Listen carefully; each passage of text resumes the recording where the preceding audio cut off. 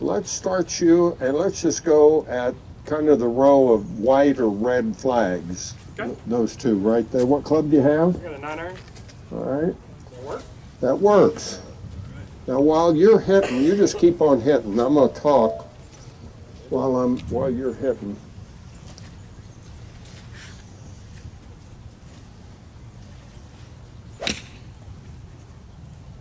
Right into the sun. Tell me the flight. High, maybe a little right to left, right at the white. Okay. Pretty stable. Now, I do 90 to 99% of all my teaching from this position. Because from this position, I can see where he is aimed. I can see the plane of his swing. I can see the direction of his swing. If the sun weren't straight in my eyes, I could see the flight of the ball, and I could see the flight of the ball relative to the target, you see. I cannot see his ball position. I can't see his weighted address, and I can't see whether the handle is forward or back, and I can't see his grip. I can see his club face at the top, which will tell me his grip. So about 9.5 of 10 pieces of information I need are all from right here. From over there, I can't see where he's aiming. I can't see his alignment. I can't see his posture. I can't see his plane. I can't see the direction he's playing. I can't see the direction of the ball start. Outside of that, I'm doing fine. Okay, now his impacts, very good. The divots are in the correct direction, just slightly left. The balls should be fairly high, are they? Yes.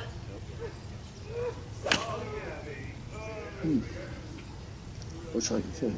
Oh, Tommy, thank you. These prescription? No. Good. You look cool now. All right. Time to come in the clutch. Now, the reason I ask if these are fairly high is because his divots with a 9-iron are slightly on the deep side. That doesn't mean he's too steep. They're just slightly on the deep side. That go left or right? All right. Okay. Could I see a driver, please? Now, I want to see if that same kind of narrow appearing impact divot is going to show up with a driver. Because if it does, he's going to get a two-way miss.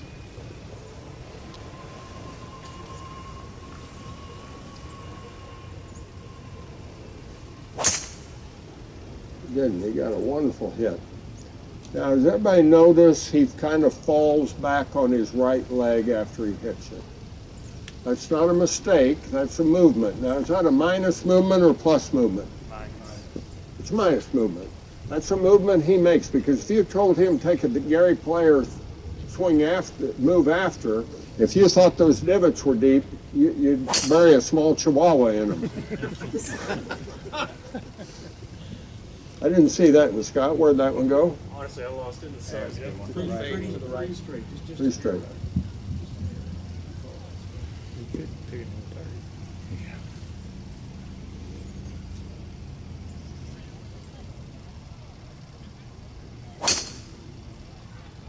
That's kind of the one I was looking for. That time he added another minus in there. What other minus did he add in there? Open the club. Like that. Open the club to shallow the angle. When he opened the club to shallow angle, the start line changed. Ball went to the right.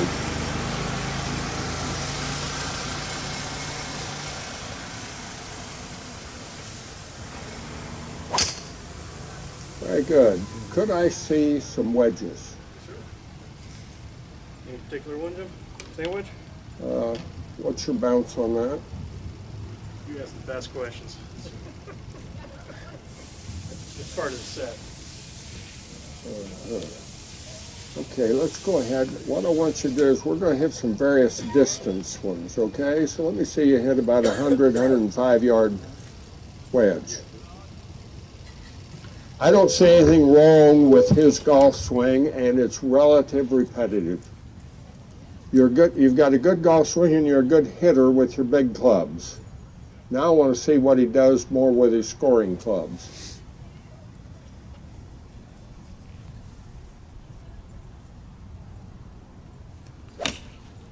Where'd that go?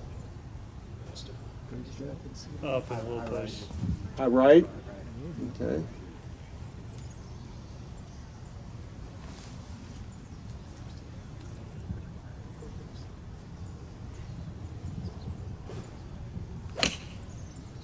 Where'd that one go? But high. Medium. Medium. Okay, could you hit one out there about 30 yards? Why are you laughing? Not strength of the game. Went right to the heart of the matter.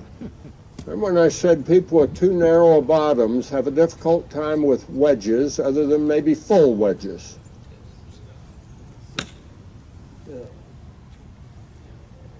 Okay, that was a good one, but that was about 55 to 60 yards long. See if you can hit 130.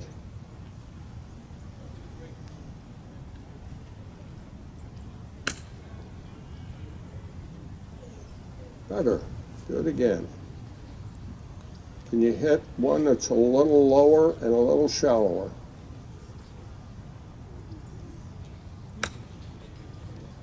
That was lower, but it was a cannonball. Let me explain to you what I mean, because All right. Scott's got a good golf swing. If we were over in the short game area, we could make our most help with Scott.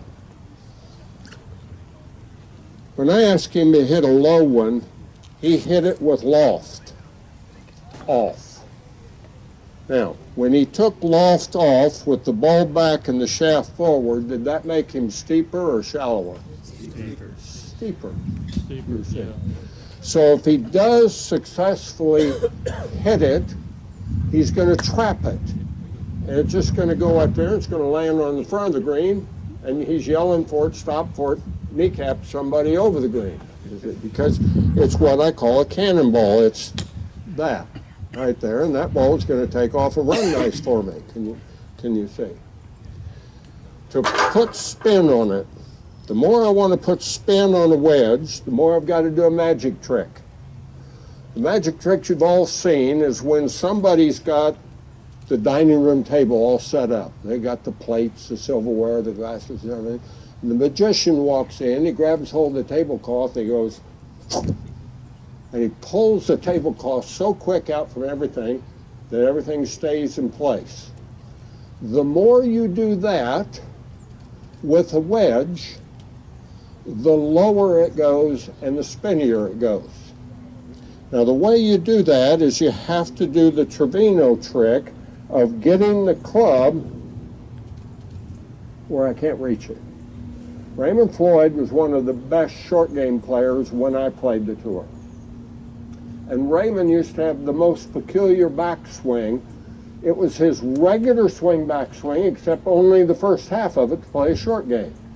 His regular swing backswing, and then he'd go, and then he left it. Except in his short game, he would just kind of go around there. I'd top it from there personally, but let me get it more around there where his is. Now, a little too high. You get it a little more shallow. There we go. Now that's a low one that's not going to run out. It's going to spin. You can hear more spin on it. I'm playing that with this club laid as flat as I can play it. Can you see that, Scott? Now, if you laid it that flat, yours is going to go up in the air. Right there. So to get somebody to get it lower and flatter, I have to do several things. One of them is I'm going to tell them to make a half backswing. The second thing I'm going to tell them is imagine that there's where you're going to hit the ball. You got about right there and you went like that and you hit a ball. A squirrel had jumped out of the tree, grabbed your ball and put it up here and you hit it. You hit it before you had any down yet in your golf swing, you see. Well, The lowest part of a golf swing, if it's a swinging motion, occurs under the handle. And your students need to know that. That's where I want the bottom of the swing to occur, you see. So to hit a low shot, you've got to set yourself up with the ball opposite your right foot, which you do, the handle opposite to the left, but the face wide open. Now the low part of your swing has to feel like it's going to occur right there. Meaning at that point, my club will be under the handle. You see what I'm saying? And I want you to realize that if my club were under the handle there, I've virtually hit it. Well, darn it. Pardon me, I'm blinded by the sun here. There we go. Okay, let me see you do that. We're going to hit it lower with more spin.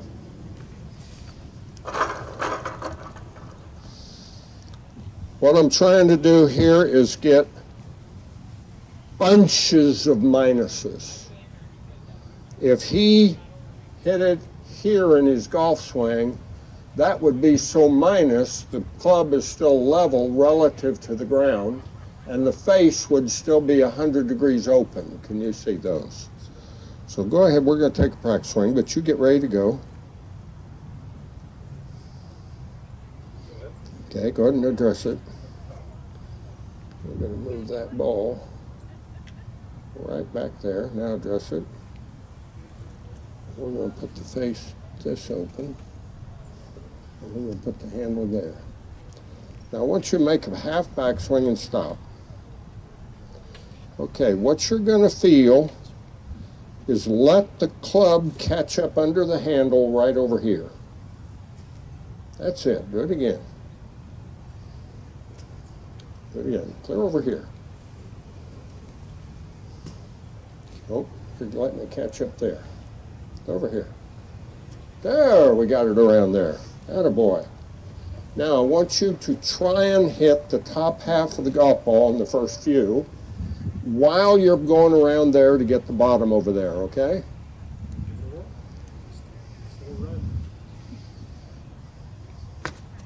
Okay, do it again. Sorry. It's all right, he cut the top half.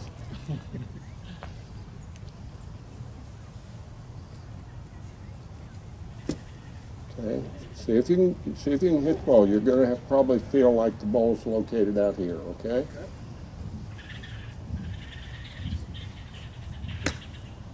Closer. Okay, you get ready to go. Hand me the toe of the club in the air. Now that would come across this way. Can you feel that? Do that again. Just hand me the club. No, not toe rolled over. Go right there. Perfect. Okay, now you hit that shot for me. Just hand me the club right over there.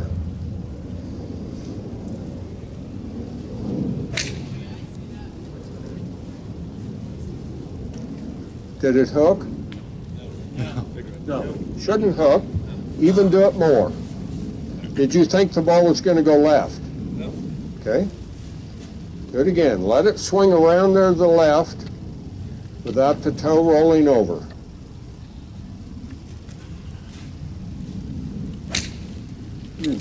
That was very good. Now come on back here and you're going to see a wonderful thing just happened. Can you see the direction of that divot? Yeah. Take a picture of that. Because your divots point off over that way. Can you see what it's at? I was that way when I played the tour. And one day I'm standing there, I've just hit the, playing Tucson National, it's a little wide green, I don't know which hole it was, but it must have been 45 yards from the right edge to the left edge. Pins on the right edge. I hit the ball in the bunker left of the green, and I stand there looking at my divot. It's 20 yards right of the right pin. And I'm standing there, and my caddy says, "Look at that." And I said, "Well, that can't be my divot." He said, "You were standing there. That's your divot." And I'm rolling this over. About 4 holes later, I said, it had to have been the club face. I was just one off. my club face was probably square to the pin. Might have been 3 degrees closed, which means the ball starts 3 degrees left of the pin. But the path was straight there. You follow me? So the worst thing you could do is to feel that you've stabilized the club face relative to the target.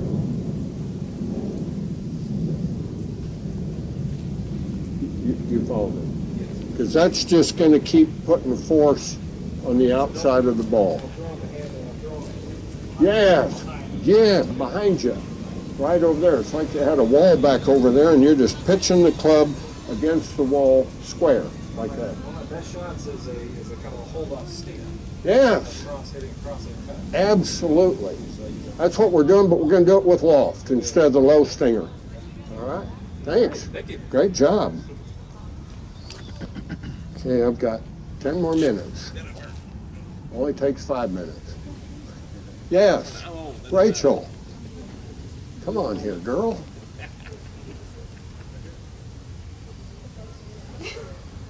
I hope you haven't been listening to that stuff Jim Natoli might be telling you. Where is Jim? Right here, Jim.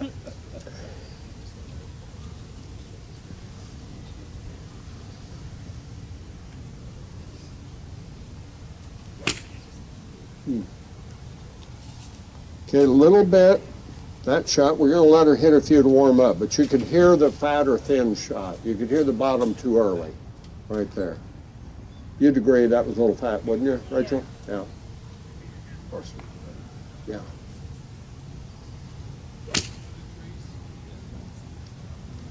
A little bit the same.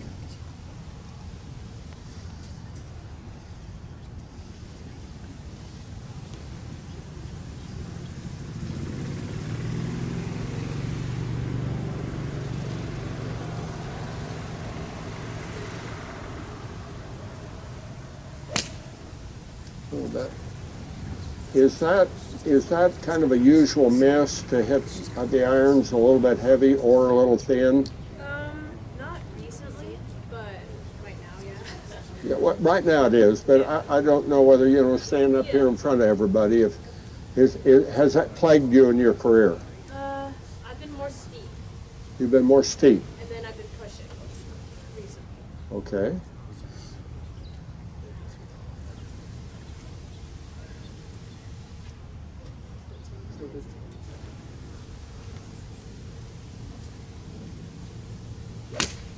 That was solid. Did it go straight or draw? Yeah. Now that one hooked hard. I asked her about the fat and thin. She said not usual, but it is now. She said lately I've also been pushing. All of those are coming out of that minus thing. Now if you remember, I said the single most minus body move you can make is a hip thrust, an early extension, up on the right toe and out early. Do you follow me? Now that helps her with her power. Do you see? Helps Justin Thomas with his power. But the timing of when it happens is crucial. And yours is happening a little too early. And because every time it happens, your club drops open behind you. Do you understand what I mean? Drops open behind you, and now it's going to catch the ground too early, or go through the outside of the ball and hook it, or go through the middle of the ball and push it. Now, that sounds like all different misses, but they're all the same. You follow? So what I'd ask you to do is don't fire this leg quite so early.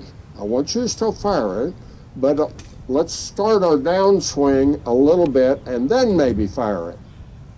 That's better.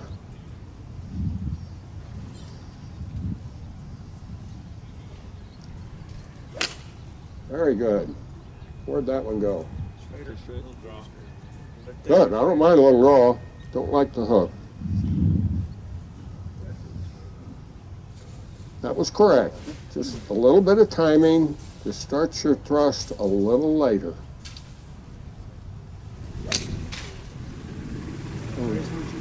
Yeah.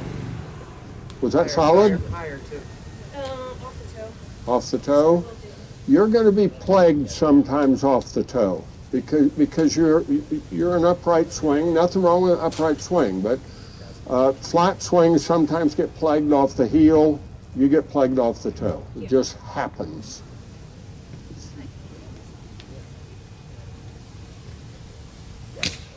That should have been dead solid. Highest which is good. That was solid, wasn't it? Yeah, that was good. Yeah. All I did is the casual observer wouldn't have seen any difference in her swing. I could see the difference in her swing.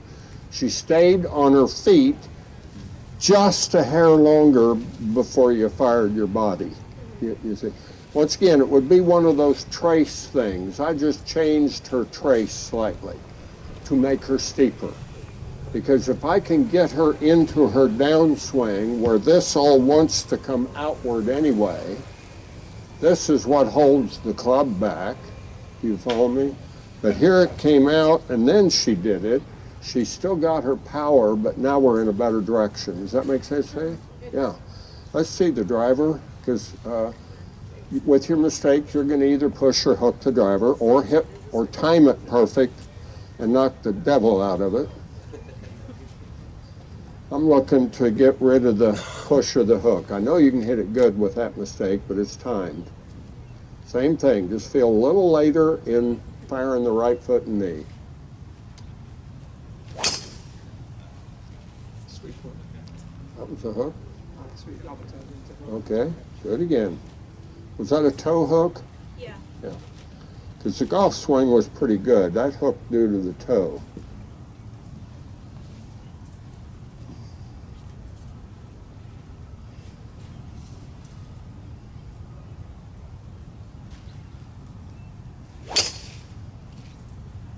Okay. 7-yard draw.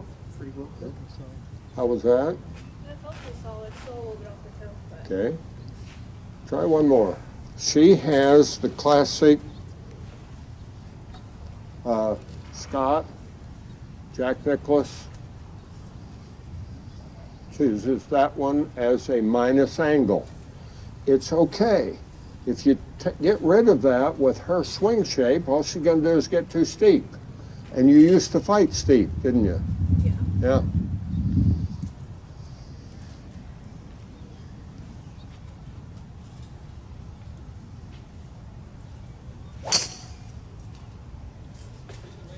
Now, if you started to get too steep, you've overdone it. See, what I've done is given you a steeper angle.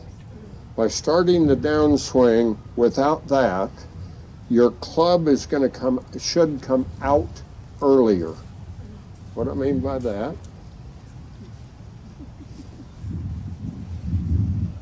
Everything is relative to you and or relative to the target, okay? So when I fire that foot and knee quick, the club is still back here for quite a while. You follow me? When I don't fire it quite so quick, I've got this space here in front of me that it now comes down. Can you see that? And it comes down in front of me sooner, right there. When it comes down behind me, it's going to stay out there, you see. When I've created this space in front of me to just start it, now let it thrust for all you're worth. All right, let's hit one more driver.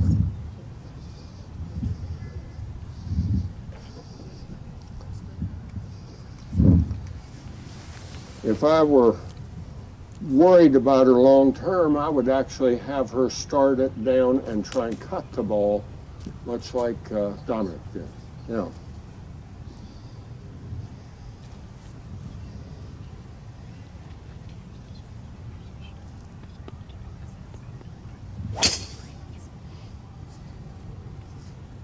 We're done. high, looking by 15, 20 Okay. minutes. Tell him. Okay, let's just play a cut just on one. Okay? Now what I want you to feel the cut is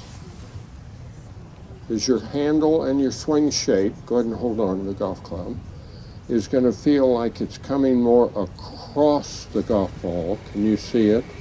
Instead of this way. It's going to be coming more this way. Just let it go there and don't roll your arm over.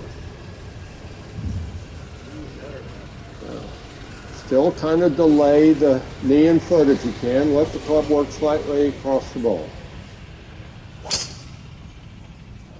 Money. Very good. How was that? Good. All right. Thank you, Rachel. Thank you very much.